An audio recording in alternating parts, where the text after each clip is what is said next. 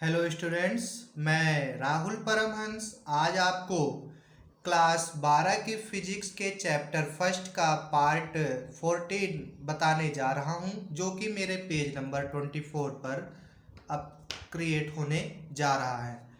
Students, इसके पहले मैंने आपको अपने कल के वीडियो में इसका पार्ट नंबर 13 बताया था, यानी कि पार्ट नंबर 30, जिसमें हम लोगों ने चर्चा की थी द्विध्रुव के कारण उत्पन्न होने वाला वैद्युत क्षेत्र। ठीक है, वैद्युत क्षेत्र या वैद्युत क्षेत्र की तीव्रता के बारे में हम लोगों ने डिस्कस किया था। तो उस पर मैंने द्विध्रुव के जो उस पर हम लोगों ने चर्चा की थी वो हमने द्विध्रुव के अक्षीय बिंदु पर की थी।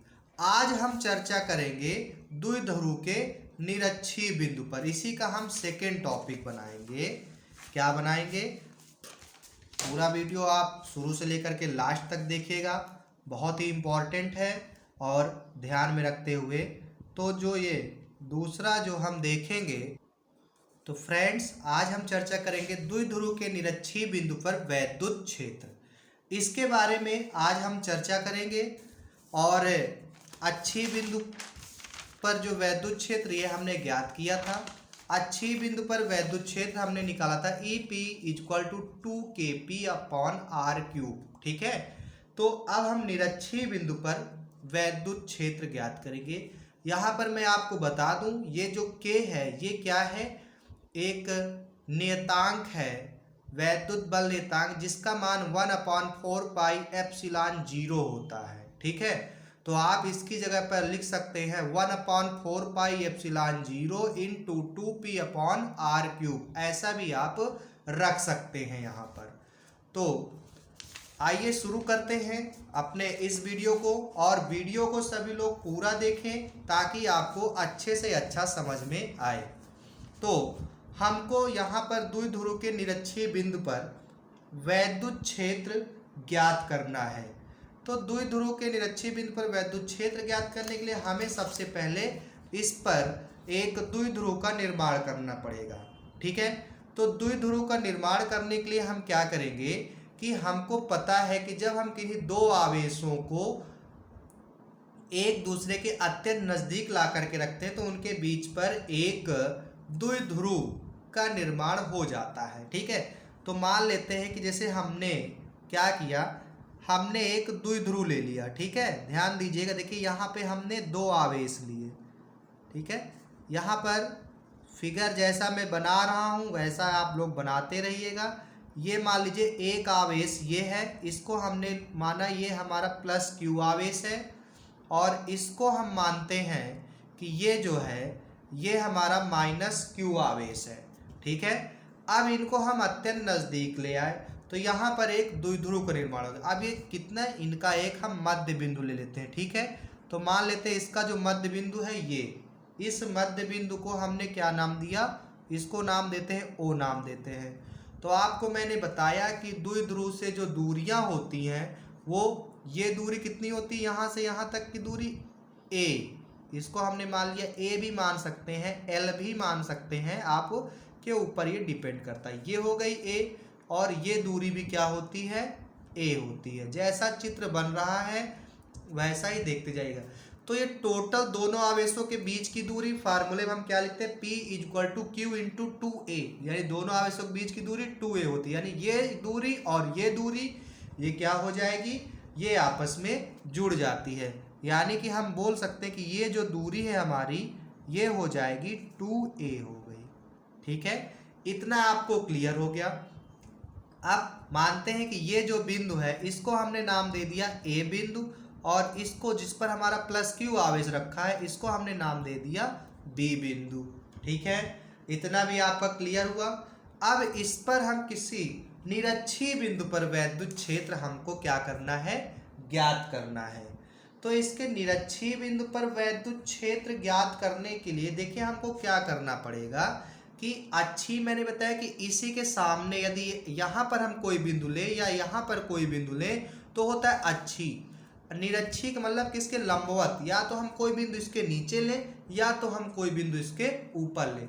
तो हम क्या करते हैं कि मान लीजिए हमने यहाँ पर एक बिंदु ले लिया और उसको नाम दे दिया P बिंदु। ठीक है, तो इस बिंदु पर एक वैद्युत क्षेत्र हमको ज्ञात करना है। ठीक है, इस दूरी पर हमने ये, ठीक है, अब ये जो हमने बिंदु लिया इसको हम नाम दे देते हैं कि ये जो बिंदु है ये कौन सा बिंदु है, P बिंदु है। ठीक है, और इसी P बिंदु पर हमको वैद्युत क्षेत्र ज्ञात करना है। ठीक है, इतना आपको क्लियर हो गया। अब ये देखेंगे कि यहाँ पर हमारा ये O बिंदु है और O बिंदु से P बिंदु की दूरी, तो जैसा कि हमने अपने पिछले उस पर लिया था, ध्यान देंगे आप कि यहाँ पर माना जिससे किसी R दूरी पर स्थित अच्छी बिंदु, यानी कि जो हमारा जो दूरी होगी, जब इस पर R दूरी थी तो अच्छी बिंदु की दूरी R थी, तो यहाँ पर हम इस निरक्षी बिंदु की दूरी भी हम कितनी मान लेते हैं, हम मान लेते हैं कि ये जो दूरी है ये कितनी है, ये R है। ठीक है, इतना आपको क्लियर हो गया। अब स्टूडेंट्स ध्यान से देखिएगा, चित्र को बहुत अच्छे से समझ पाएंगे, नहीं तो आप इसको भूल जाएंगे। इस वजह से जैसे से मैं स्टेप बाय स्टेप इसका फिगर बना रहा हूँ वैसे ही आप ध्यान देते रहिएगा। ठीक है, अब इसके बाद में हम क्या करें कि इनको मिला लें, इस बिंदु से हम इसको मिला लेते हैं, तो यहाँ से हम इसको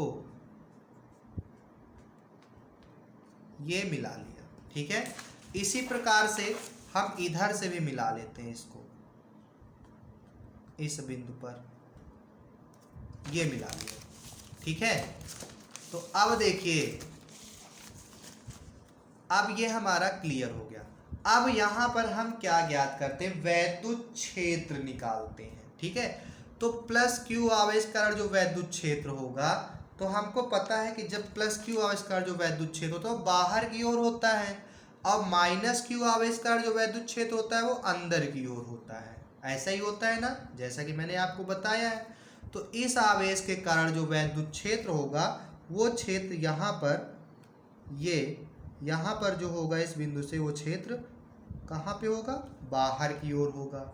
और इस बिंदु पर माइनस क्यू के कारण जो इस बिंदु पर वैद्युत क्षेत्र होगा, यानी कि इसको हम लिख सकते हैं वैद्युत क्षेत्र, यानी कि E प्लस क्यू आवेश कारण है तो इसको हम लिख सकते हैं E1।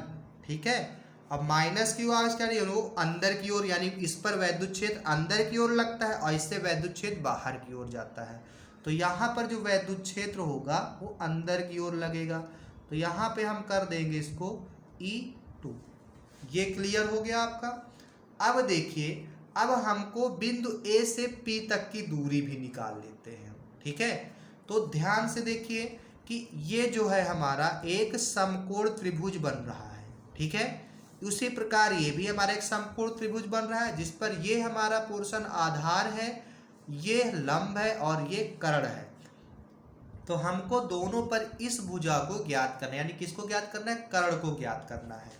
तो आपको पता होगा जो पाइथागोरस प्रमेय होती है, पाइथागोरस प्रमेय पर क्या होता है कि कर्ण का स्क्वायर बराबर होता है आधार का स्क्वायर प्लस लंब का स्क्वायर।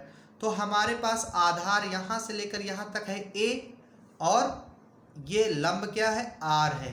तो जो कर्ण निकल जाएगा पाइथागोरस प्रमेय से, तो कर्ण क्या हो जाएगा, आधार का स्क्वायर प्लस लंब का स्क्वायर, ये क्या हो जाएगा, हमारा कर्ण हो जाएगा। इसका हम रूट निकालेंगे क्योंकि उसका वर्गमूल, तो इसको हम लिख सकते हैं, ये वैल्यू हमारी आ जाएगी A square plus R square, कहे में आ जाएगी, रूट में आ जाएगी, या इसको R square plus A square भी लिख सकते हैं। इसी प्रकार सेम ये भी दूरी, क्योंकि ये दूरी और ये दूरी समान है। ठीक है, तो इस दूरी को भी हम क्या लिख देंगे, under root A square plus R square. तो स्टूडेंट्स आपको इतनी चीज क्लियर हो गई। ठीक है, अब इसके बाद में देखिए, यहाँ पर तो हमने ये निकाल लिया, लेकिन अब ये जो है हमारा, ये किसी घटक पर नहीं आ रहा। ठीक है, यानी कि ना तो ये ऊर्ध्वाधर घटक है और ना ही लंबवत घटक में आ रहा। तो हम क्या करेंगे कि इस पर हम दो घटक मान लेंगे, क्योंकि जो E1 और जो E2 होते हैं वो, उनको हम घटक के रूप में लेंगे तो यहाँ इस बिंदु से हम एक ये मान लेते, ये जो है हमारा, ये जो है ये ऊर्ध्वाधर घटक हो गया, ठीक है। और इधर को ये जो घटक, एक घटक की कल्पना हमने ये कर ली, तो ये हमारा लंबवत घटक, ये हमारा ऊर्ध्वाधर घटक हो गया और ये हमारा क्षैतिज घटक हो गया, ठीक है। तो इस प्रकार से इतना आपको क्लियर हो गया। अब इसके बाद में मैं आपको बता दूं कि अब इस पर E1 और E2 जो होंगे दोनों क्षैतिज व ऊर्ध्वाधर घटक में लगेंगे, ठीक है। क्षैतिज घटक और ऊर्ध्वाधर घटक दोनों पर E1 और E2 लगेंगे।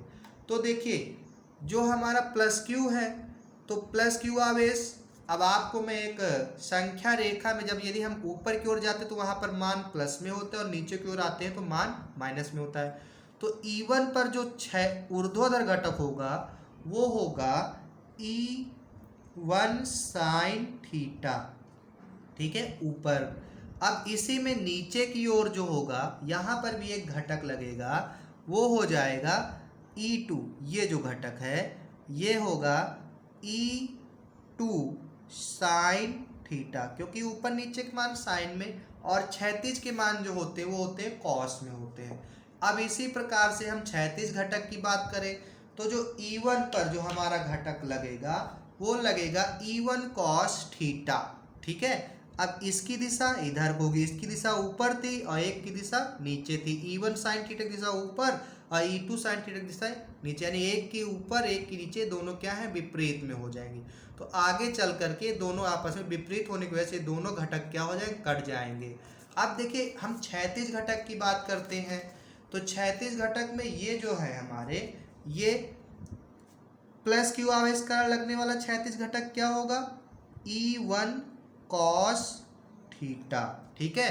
और माइनस क्यू के कारण लगने वाला क्षैतिज घटक होगा E2 कॉस थीटा। ये दोनों हमारे एक ही डायरेक्शन पर है, ठीक है।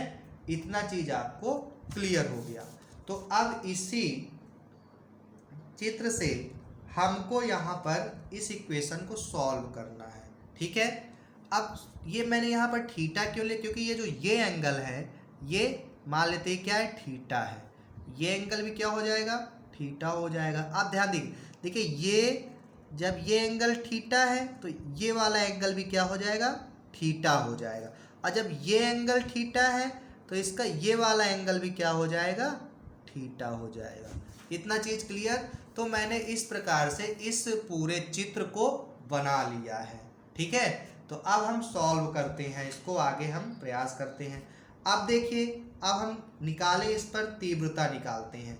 तो देखिए जब इस पर A से P की दूरी और B से P की दूरी दोनों क्या है, बराबर हैं। तो जब ये बराबर होंगे तो इस पर जो E1 और E2 ये दोनों भी क्या हो जाएंगे, बराबर हो जाएंगे, ठीक है।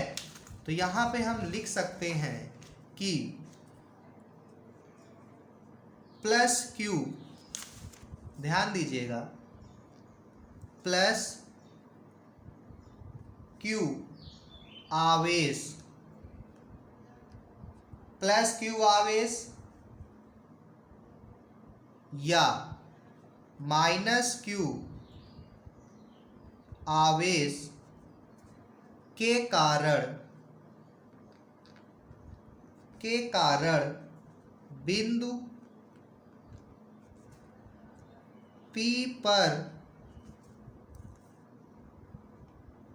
तीव्रता। अब हम यहाँ पर तीव्रता निकाल रहे हैं जो कि r दूरी पर है, सब कुछ है। तो अब यहाँ पर देखिए, अब घटक की बात करें तो E1 साइन थीटा और E2 साइन थीटा दोनों एक दूसरे के क्या है, विपरीत में, ये ऊपर और ये नीचे, तो ये क्या हो जाएंगे, कैंसिल हो जाएंगे, ठीक है। तो अब जो हमारे पास में जो घटक बचे वो कौन कौन से घटक बचे, केवल E1 cos थीटा और E2 cos थीटा। ये कैंसिल क्यों नहीं हो रहे हैं, क्योंकि ये दोनों जो हैं एक ही एंगल पर हैं, एक ही दिशा पर हैं, ये इस वजह से इनको हम कैंसिल नहीं कर पाए। और ये एक ऊपर था और एक घटक नीचे को था, तो इस वजह से ये दोनों घटक कट गए। तो अब इन दोनों में E1 और E2 क्या है, बराबर हैं। तो हम इनमें से यदि हम E1 का मान निकाल लेंगे तो वही मान E2 cos थीटा का हो जाएगा, ठीक है। तो यहाँ हम लिखेंगे E1 cos theta is equal to E2 cos theta है, ठीक है। अतः क्या हो जाएगा, अतः ध्यान से देखिएगा तभी समझ में आएगा। अतः E1 is equal to E2, यही होगा, बराबर, मैंने आपको फार्मूला क्या बताया था, E का फार्मूला क्या बताया था, KQ अपॉन R स्क्वायर, यही बताया था ना मैंने फार्मूला। इस फार्मूले से हम इसको सॉल्व करेंगे, जहां पर हमारा R क्या है, R दूरी है, तो दूरी हमारी under root A square plus R square, under root A square plus R, दोनों दूरियां हमारी समान हैं, ठीक है। तो हम क्या करेंगे, हम इनके मानों को रख करके दोनों को जोड़ लेंगे, क्योंकि परिणामी तीव्रता, तो एक बार हम इस पर क्या निकालेंगे, इस बिंदु पर तीव्रता निकाल लेते हैं और एक तीव्रता इस बिंदु पर निकालें। जब हमको पता है कि ये दोनों आपस में बराबर हैं, तो हम एक बिंदु पर तीव्रता निकाल के दूसरी पर भी वही आएगा, दोनों को आपस में क्या कर लेंगे, जोड़ लेंगे, ठीक है। तो ये हो गया। अब यहाँ पर r बराबर हमारा है ए स्क्वायर प्लस आर स्क्वायर, ठीक है। तो हम रख देंगे E1 is equal to E2, ठीक है, इज इक्वल टू मान रख दिया, तो KQ अपॉन, ठीक है, क्या हो जाएगा, अंडर रूट ए स्क्वायर, उनके बीच की दूरी ए स्क्वायर प्लस आर स्क्वायर का होल स्क्वायर, ठीक है, ये हो गया।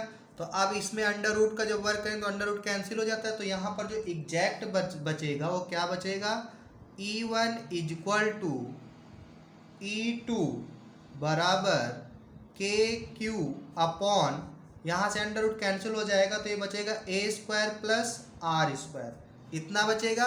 ये हमारी दोनों बिंदु की तीव्रता, एक बिंदु की तीव्रता भी यही होगी और दूसरे बिंदु की भी तीव्रता यही होगी। तो हम क्या करें, हम इसको जोड़ लेते हैं, ठीक है। तो जोड़ने पर देखिए क्या होगा, तो हम लिखेंगे यहाँ पर बिंदु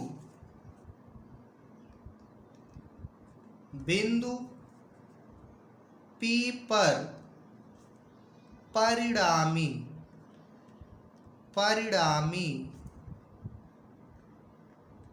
तीव्रता, परिणामी तीव्रता निकालेंगे तो क्या हो जाएगा, यानी कि E इज इक्वल टू, अब ये हम परिणामी तीव्रता यानी कि EP निकाल रहे एक प्रकार से, तो इसको निकालेंगे हम क्या करेंगे, इन दोनों को हम क्या कर लेंगे, जोड़ लेंगे, E1 cos थीटा और E2 cos थीटा को दोनों को हम जोड़ लेंगे। तो जो हमारी परिणामी तीव्रता निकल के आएगी वो निकल के आएगी हमारी E1 cos theta plus E2 cos theta, ठीक है। अब हमको पता है E का मान, हमको पता है कि E1 और E2 दोनों के मान सेम है, तो इस मान को हम E1 और E2 की जगह पर रखा देंगे। तो क्या हो जाएगा, देखिए अब हम मानों को रखा रहे हैं, तो ये हो जाएगा E इज इक्वल टू आया हमारा KQ, ठीक है, upon A square plus R square और इनटू में कॉस थीटा, ये है, ये हो गया, प्लस इसी प्रकार से यहाँ लिखा देंगे E2 का भी मान सेम यही है, तो E2 की जगह पर भी हम रख देंगे KQ upon A square plus R square और इनटू में कॉस थीटा, ये हो गया। अब देखिए, अब इनमें से हमको क्या चीज़ कॉमन मिल रही है, ध्यान दीजिएगा, कॉमन वैसे हमको सब कुछ मिल रहा है, तो हम क्या करें कि हम इतनी चीज़ को कॉमन ले लेते, KQ upon A square plus R square, इसको यदि हम कॉमन ले लें तो अंदर क्या बचेगा, तो अंदर बचेगा आपका E इज इक्वल टू, हमने कॉमन ले लिया KQ upon A square plus R square, ठीक है। तो जो हमारा अंदर बचेगा वो बचेगा केवल इससे ये कैंसिल तो आया कॉस थीटा, और प्लस यहाँ भी इससे कैंसिल तो आ जाएगा कॉस थीटा, ये आ गया। अब देखिए अब क्या होगा, अब इनको हम जोड़ लेते, तो ये सेम लाइन को हम इधर लिख लेते हैं और फिर आगे हम समझते हैं इसको। तो देखिए क्या हो जाएगा स्टूडेंट्स, बहुत ही ध्यान से देखिएगा क्योंकि ये थोड़ा सा आपको कठिन लग रहा होगा, लेकिन जब आप इसको समझेंगे 2-3 बार में तो आपको क्लियर हो जाएगा पूरी तरह से। तो E equal to K Q common लिया था और अंदर आया था ए स्क्वायर प्लस आर स्क्वायर, यही था ना, ए स्क्वायर प्लस आर स्क्वायर, हाँ ए स्क्वायर प्लस आर स्क्वायर। और इसके बाद में ब्रैकेट में हमारा बचा था cos theta plus cos theta, यही बचा था हमारा ब्रैकेट में। अब देखिए स्टूडेंट्स, क्या हो जाएगा, कॉस थीटा दोनों जुड़ जाएंगे तो ये क्या हो जाएगा, 2 कॉस थीटा हो जाएगा। तो यहाँ पे हो जाएगा E equal to K Q upon A square plus R square, और यहाँ पे आ जाएगा 2 कॉस थीटा। ये हो गया, इतना आपको समझ में आ गया होगा कि ये 2 कॉस थीटा, एक कॉस थीटा मिलकर के जुड़ गए तो ये आ गया 2 कॉस थीटा। अब हमको करना क्या है कि यहाँ पे यदि हम कॉस की वैल्यू रख दें, ठीक है स्टूडेंट्स, यदि हम कॉस की वैल्यू रख देंगे तो ध्यान दीजिएगा, कॉस थीटा यदि हम लाल बटे कक्का का प्रयोग करेंगे तो जो कॉस थीटा का जो फार्मूला होता है वो होता है कॉस थीटा बराबर हमारा होता है आधार बटे कर्ण।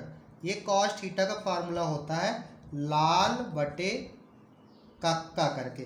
तो साइन कॉस आधार बटे कर्ण आ रहा है तो ये आधार बटे कर्ण कर लिए। अब देखिए आधार कितना है आपका, यहाँ देखेंगे ये हमारा नीचे वाला है आधार और ये है कर्ण। तो आधार है हमारा a और कर्ण है under root A square plus R square, ये हमारा है। तो इस जगह पर हम क्या रख देंगे स्टूडेंट्स, यहाँ पर हम कॉस थीटा की वैल्यू रख देंगे, ठीक है। तो लिखेंगे जहाँ कॉस थीटा बराबर क्या होता है, आधार बटे कर्ण। तो बराबर आधार कितना था, a था, है ना, आधार था a और कर्ण था हमारा under root A square plus R square, ये हमारा कर्ण आया था, ठीक है।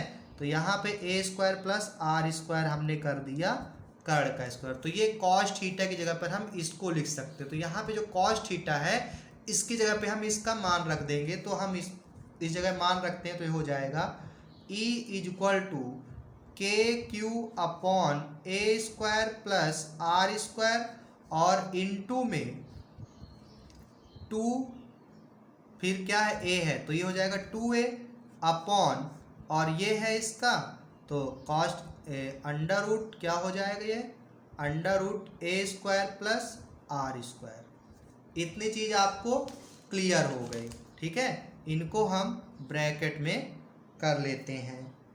अब देखिए, अब बहुत ही ध्यान देने वाली बात है कि हमारा जो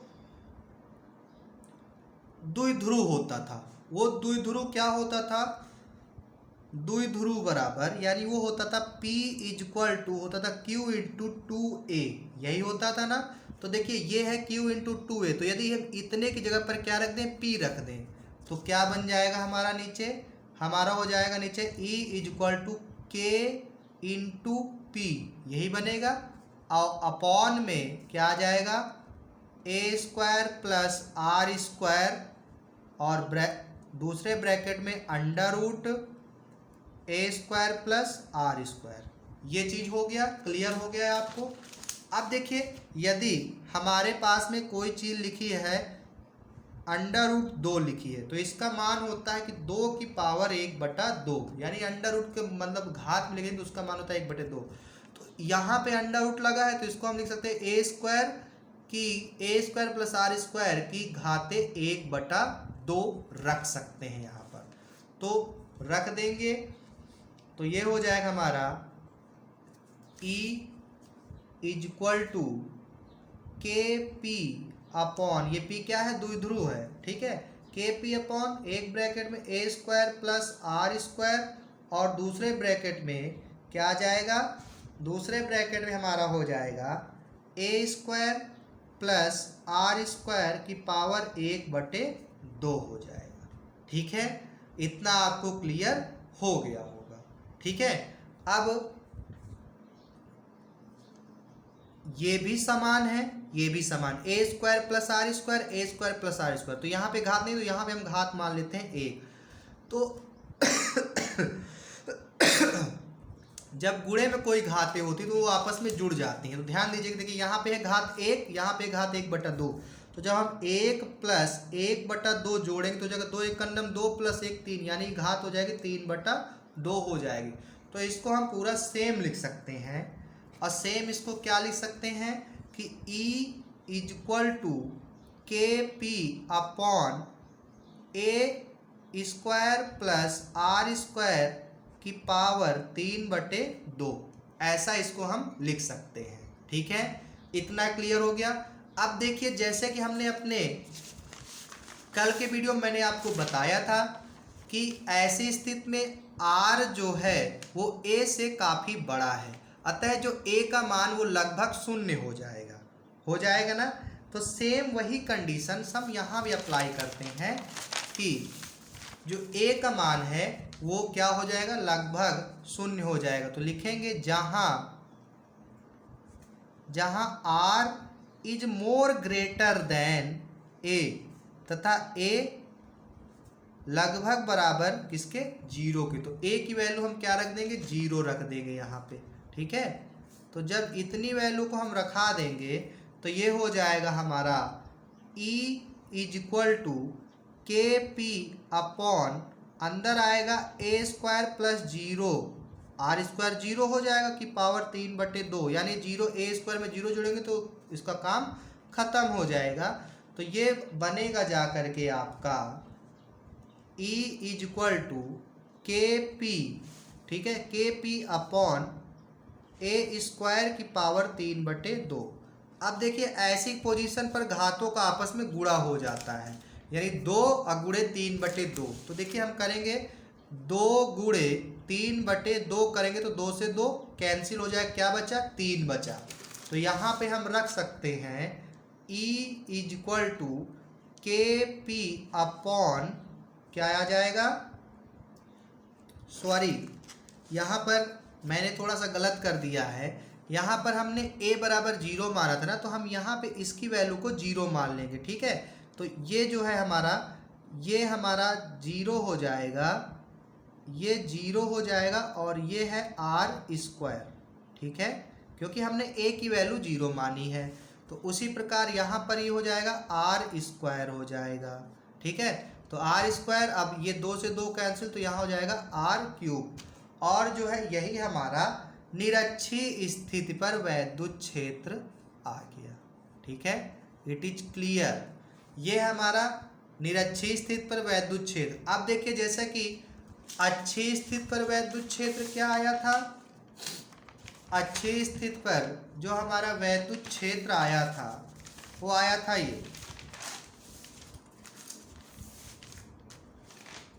ये हमारा अच्छी स्थिति का, अच्छी पर आया था 2kp अपॉन R³, और निरक्षी पर आया था E = KP अपॉन R³। ठीक है, तो इसको हम यदि हम K का मान रखा करके रखें तो हमारे फार्मूले देखिए अब क्या निकल के आते हैं। इस पे यदि हम K का मान रखा दें, K का मान क्या होता है, 1/4πε0, तो ये हो जाएगा E = K का मान रखा दिया 1/4πε0 इंटू P अपॉन R³, ये आ गया एक फार्मूला हमारा। ठीक है, किसके लिए, निरक्षी। ठीक है, निरक्षी। अब बात कर लेते हैं जरा अक्षीय के लिए फिर से यहाँ पे लास्ट में, क्योंकि ये टॉपिक हमारा समाप्त हो गया है। तो हम निरक्षी की बात करें तो यहाँ पे देखिए निरक्षी में आया था हमारा E = 2kp upon R³, 2kp, और यहाँ पे क्या है, केवल kp आया, बस केवल इसका फर्क है। तो यहाँ पे E = 2kp अपॉन R³, ये आया किसके लिए, निरक्षी के लिए, ये हमारा अच्छी के लिए था।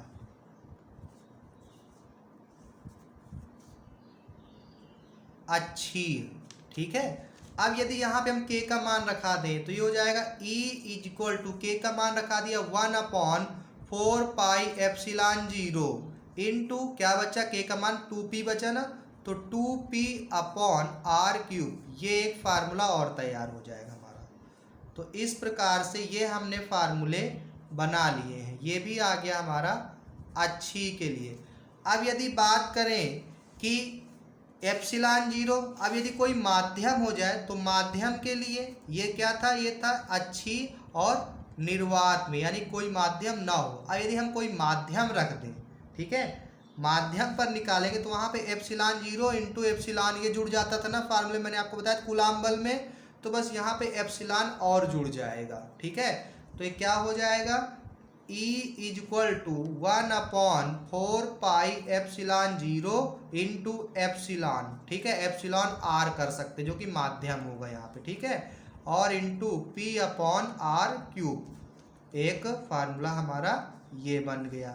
ये किसके लिए है, ये हमारा है तो निरक्षी का ही, ठीक है, निरक्षी का, लेकिन कब लगाएंगे इसको हम, माध्यम में लगाएंगे, ठीक है।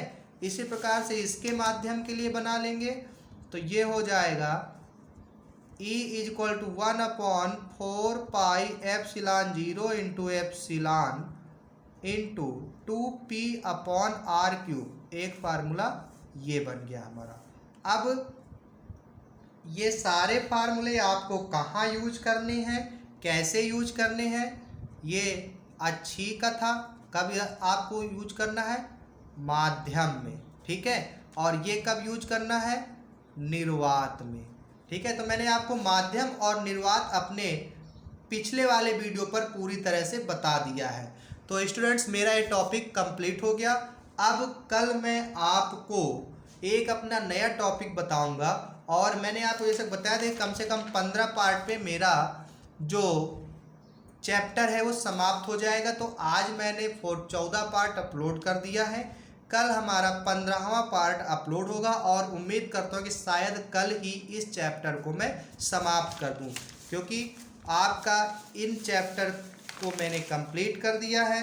अब हमें करना क्या है, ये हमारा पेज 24 था और पेज 20।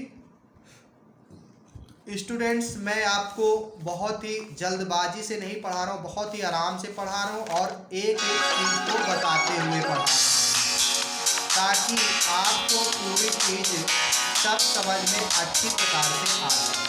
तो उम्मीद करता हूँ आपको ये वीडियो बहुत अच्छे से समझ में आया होगा। स्टूडेंट, आपसे कल फिर मिलेंगे, तब तक के लिए thank you and thanks for watching.